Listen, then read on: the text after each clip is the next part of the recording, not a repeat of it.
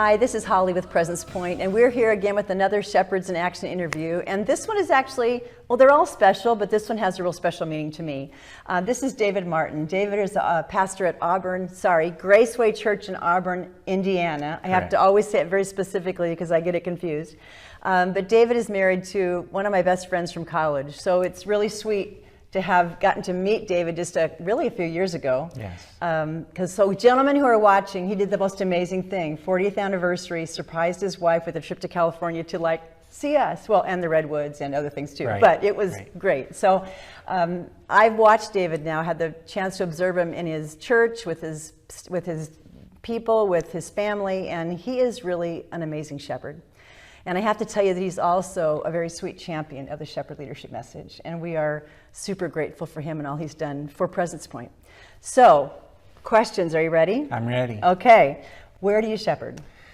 Well, my first priority is at home, right? With my wife, our children, which are grown, and now grandchildren. The fun part. Yes. And Auburn, Indiana, with Graceway Church. And then I also lead a group of pastors in the state of Indiana as well. That's been kind of a fun journey that I'm just getting to know David a little bit in. So the Baptist Bible Fellowship pastors in that area come together, and he shepherds pastors. So it's pretty sweet, shepherding the shepherds, right? Yes. So tell me how you implement provision, protection, and presence in one or all those spaces, whichever you choose. Well, probably one of the ones that I work on the most, at least of recent, the Lord's really prompted me, is that of presence, that I need to be more present, aware of my presence, and making room, making time, especially for my wife, because ministry will get you busy, right? And I've just been challenged of late that I need to slow down. I need to learn to say no to some things, to say yes to the best things. And to remember that before I say yes to one more thing, that I ask what I'm going to say no to. So that's been a challenge for me. It's been good. That's also true in the church, because sometimes you get too many things going at one time, and you need to back up and think, what's really important here? And to be available for our people. Yeah, and what's meant for you to do? What is the good work God prepared in advance for you to do, right? Because there's so many things we can say yes to. There are many, many good things, right? But you said a key word, the best. What are the best things? Yes. And I think I always remind folks, and myself most importantly, is you're the only one that can be Teresa's husband. Right. You're the only one that can be your kids and your kids-in-law's dad. You're the only one that can be those two sweet kiddos' papa, right? Yeah. And it's a lot of people can pastor the church or work with the other pastors or visit somebody in the hospital, but you're the only one that can fulfill those roles. And it's that's been hard for me to remember. But I think when we're working in ministry and we love it and we love Jesus, there's all the things we can say yes to. Yes. So if you're familiar with the Presence Point leadership model, that shepherd leadership model of the leader's shield, you know that presence is the top of that triangular shaped model, right? Because it seems to be the hardest in our world today to do. Yeah. There's so many things always competing for our time and our attention. So I'm going to go off script a little bit. Sure. How do you shepherd well those pastors that you shepherd? And then how would you love to see pastors shepherded by their congregations? I think there's a piece that we have to learn. We've never been in your shoes potentially. How do we love up? How do we shepherd up to those folks in our lives? Yeah, well, first I would respond in shepherding other pastors. That can be challenging because we live in a world that is so driven, focused, and even pastors get caught up in the success syndrome. I've got to achieve this, or I'm looking at this guy or that guy. But what happens after a while is if we don't have others around us to connect with, to encourage us, to walk along with. And so there's, it's shepherding up, this way, this way. Yeah. That's important for pastors, that we're side by side. And what I find, especially with younger pastors, now it's hard to believe I'm one of the older guys now, but welcome. Yes. Younger pastors are often too busy. That's the, hey, I'm busy, life is going on, ministry's going on. And I can remember those days. And for me, as a pastor, small church pastor, not having somebody. Yeah. And there were so many times I wanted to quit, so many times I wanted to give up. Yeah. And I was ashamed to tell anybody I felt that way. But I had nobody to talk to. Yeah. And so it's just by God's grace that I'm still in it. But I also had a friend who invested in me. Yeah. And so for me, it's like I'm continually challenging other pastors that, man, building a brotherhood or shepherding laterally is an investment in the long term of your ministry. Yeah.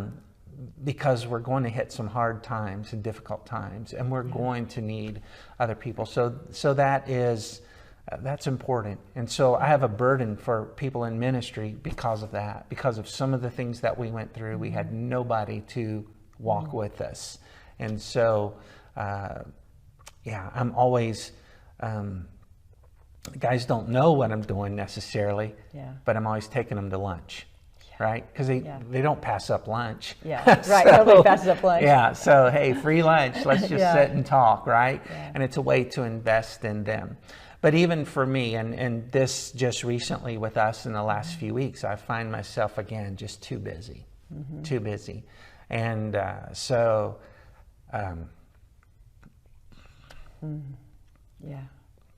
my wife and I sat down with our leadership team. And I just shared with them where we were at. And I was like, there's just too much. And I've got to let stuff go.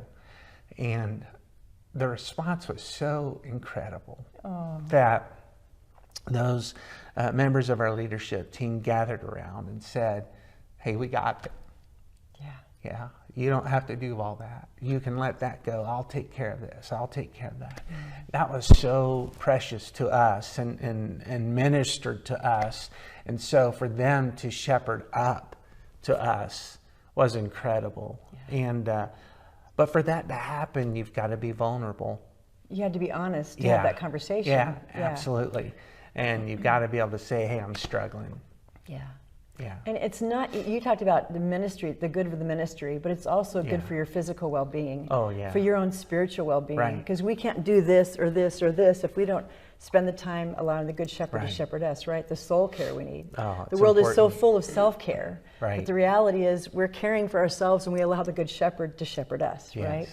And so, and even the emotional well-being of that. So kudos to you for you and Teresa doing that, right? Having that conversation. And that's hard for, I don't know about David, but it's hard for me to be able to say I can't do it all. Because I'm like, Superwoman. Do you see the cape?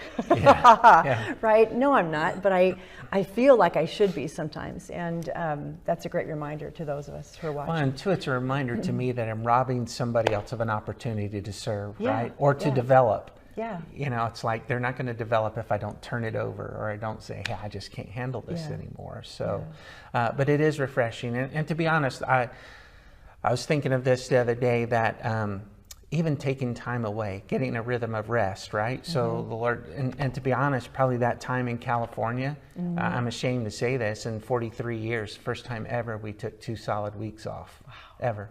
Wow. And it took me probably a week just to stop thinking about everything, right? And to just enjoy it. So in I think it was 1990, around 1990, 91, maybe 92, I was part of a Rotary Group Study Exchange program. And I went to England, and I was gone for 40 days. And I can tell you, if you need time, there's sabbaticals of a month every so many years, but there's something about 40 days. Right. There's something about 40 days. Our Savior knew it, right? And it was just, it took me a week or two. It was long enough ago I couldn't text or email back because there wasn't texting or emailing. And I had to go to the FedEx office to make a long distance phone call. And I remember saying, I can't withdraw enough that I called Doug and I said, I'm coming home. I'm just leaving. And I called a friend, and they both said the same thing. No, you're not. You're staying right there. And I'm so glad they both did, because I needed how sweet a place to do it, right? England Sure. with, but I needed this time away where I could find what I'm supposed to be doing again and who I was again, right? Right. And so we forget the Sabbath. We Yeah. forget the Sabbath, whatever it looks like for us, right? Absolutely. I was just challenged about that. And one of the things and that's kind of the whole process that I've been going through was like, hey, I've been in ministry for a long time and I haven't done well at resting. And it really, if you're a ministry leader, it's not an option, right? Yeah. It's not an option. Yeah. Well, we and so can't that's pour God's out until we plan. pour in. Yeah. And so I was challenged not too long ago that, every 7 years or wherever, take that Sabbath, take some time away, a month, 2 months, 3 months, whatever it is, do that. Yeah. I was also challenged to every quarter at least go away for a little bit. I was challenged that every 7 weeks have someone else preach, because small church, yeah. you don't have the connections, the fill-ins. Fortunately, I do, but I don't take advantage of it like I need to. So it's like, we'll survive if I don't preach, that every 7th week or whatever. And the challenge of just taking a Sabbath every week. Like, my office is in my home. Me too. Yeah. And so it's like, it's 12 steps to work right down from the your hall. bedroom. Right, exactly. So it's that challenge of, okay, my wife is downstairs, she's by herself. I should be down there because I'll probably get this done some other time. So I just need to make myself go down there. And, we found something the other, we're just driving around doing chores, different things. But what an enjoyable day. Just not thinking about other things. Yeah. And the one reminder was every day take a Sabbath. And what he meant by that was there comes a certain time in the day you need to turn it all off. Yeah. Which I needed to hear. I'm still working on it though. But yeah. Me too. Yeah. Me too. But I do know it's good for me and the soul care aspect. And when you come back, it's better. Yes, you can tell it's absolutely. better. I put pressure Let on me say this. Yeah. When we came back from California, one of our leaders came back to me and said, huge difference. And huge difference. You didn't notice it. I didn't notice it. anything. Yeah. And he goes, man, you came back refreshed, recharged, all of that. And I was like, well, I just need to do that more often, right? Well, I think it's, so I started to say I put pressure on myself because when we had started this Presence Point journey, I remember thinking, oh my gosh, it's like all the things in my life to this point prepared me for this ministry and for this mission and for this work God prepared in advance clearly for us to do. And I thought, and I said, oh gosh, the first 30 years in your life are like growing up. And the next 30 are like you're training, developing, and learning all this stuff. And the last 30, Lord willing, I make it to at least 90. But the last 30, right, is getting to do this. And of course, I've said that now for 7 years. Well, that's now probably 23, not 30, but I keep saying that. But every time I say it, I have this little pressure on myself of, Holly, you got a lot to do. Yeah. And the reality is it's not me doing the job. Right. It is the Father who has the job to do, and it doesn't have to be through me. Right. It can be through others and the people that we multiply with, but I forget, and I love it. So the really hard thing is when you love it, it's like cutting it off. So when Doug says, Holly, dinner was ready an hour ago, where are you? I'm like, oh, I'm coming, just 2 more minutes. No, cut it, Right. So the everyday Sabbath of this is the end, this is good. Yeah. So that was a very, very productive rabbit hole. So I'm glad we did that. So I heard I heard presence, but I also heard making sure you provide that space with your wife, making sure you provide that space with yourself, and even for your church. Yes. To have that David break, right? Yeah, because right. David break makes David a better pastor. But I also heard the protection, because you're protecting your soul, you're protecting your marriage, you're protecting your family, your, the papa job and the dad job, which you still have. And so there really is this shepherd responsibility in everything you said. It's all of that together. Yeah. You may have been in a workshop and know that we'll say, identify these things as provision or protection or presence. And people always come back and say, but they're like more than one. Right. Yeah, because they all overlap. Right. They just all overlap. Yeah. So, final question. Okay. What word of encouragement would you have for other either pastors in your space or husbands in your space or papas or dads in your space? I would say be purposeful, right? That's good. Sometimes, you know, the buzzword today is everybody wants community kind of a thing, and but nobody wants to create it, right? Or live it. Or live it. You know, and pastors in particular, it's like pastors want brotherhood, but they don't want to create it or take time for it. And so I challenge you, be purposeful. If it's just taking someone to lunch, just to pray with them, just to encourage them.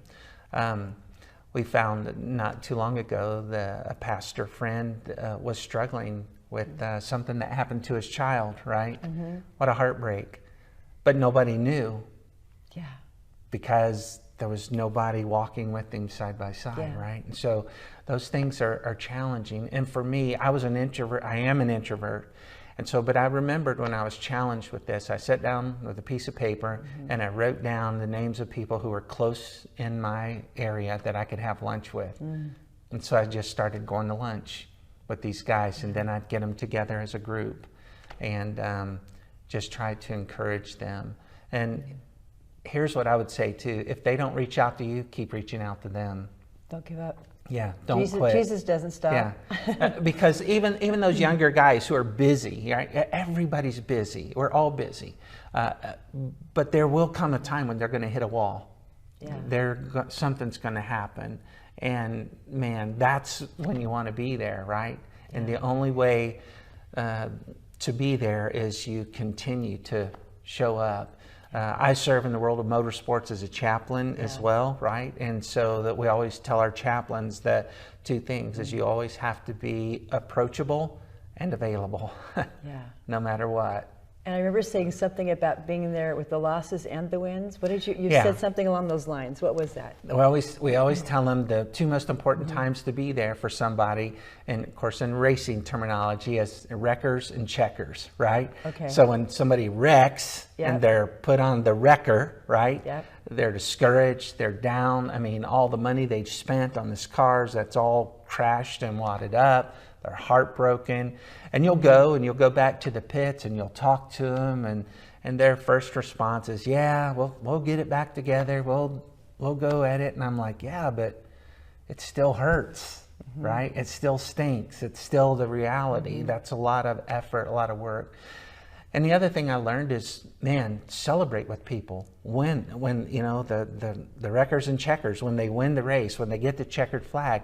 And so for me, I try to be the first person, of course as a chaplain I have access to get onto the track. I try to be the first person to see them, to celebrate with them. Before the TV cameras, before all the other people jump on, I try to be the first person in the car just to celebrate and praise the Lord for the victory. And so people will remember that. Outside of racing, everybody has wreckers and checkers, right? Ups and downs. It's so important to be there, and that's shepherding. Yeah, it is, totally. I mean, I hadn't even mentioned the NASCAR chaplain. I hadn't even mentioned that, but yeah, it's a lot to process. Even as I'm thinking of everything you said, it's a good word. I mean, it's many good words actually, and I pray it encouraged you as it encouraged me, and I pray you'll continue to think about it. In fact, I would ask you to take 5 minutes when you finish watching this Shepherds in Action interview and just make some notes.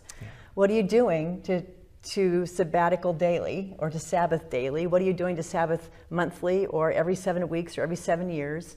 Are you being honest with your boards? Whether it's your elder board, whether it is your board of directors, are you being honest? Are you telling them when you need them? I know our board always knows when our board meeting begins and I'm crying or ends when I'm crying. They know I'm tired, right? And and they're like, okay, you know, we're not pushing you to do this, Holly. You know, I know, but it's. They said they keep telling you rest. Don't forget rest. So there's much here for us to listen to and learn and to implement where we're shepherding. So thank you, David Martin. Oh, thanks for letting me be a part. I love you guys so much. And we love you. They have been become such an integral part of our life. It's a sweet blessing when 45 years comes around. It's like, oh my goodness, the people who were there for you 45 years ago are just a huge part of your life. It's the sweetest thing. So what are you going to do with all that, right? First, I'd ask you to pray about what you do with personally what you heard and maybe where your spirit was nudged. Secondly, I'd say pray for Graceway. I mean, pray Yes. Graceway. We are not in Graceway right now. We're in a little chapel, in a prayer chapel on a campus in Springfield, Missouri. But pray for Graceway, looking for a place to land, Right. Lord We need a willing, building. permanently with their church and to build or something, right? So pray for Graceway and pray for David and pray for your pastor. Yes. And those who pastor in your church, thinking about how you can love on them and shepherd up. Thanks so much for joining me. We are so grateful that you're with us. We're so grateful to be able to share this message from David, which, because it was like a sermon right here. You know that, right? Yeah, It was like a it's little what I sermon. do. That's what you do. He's right. We love you. We bless you. Live deeply into your calling as you shepherd well this week. Take care.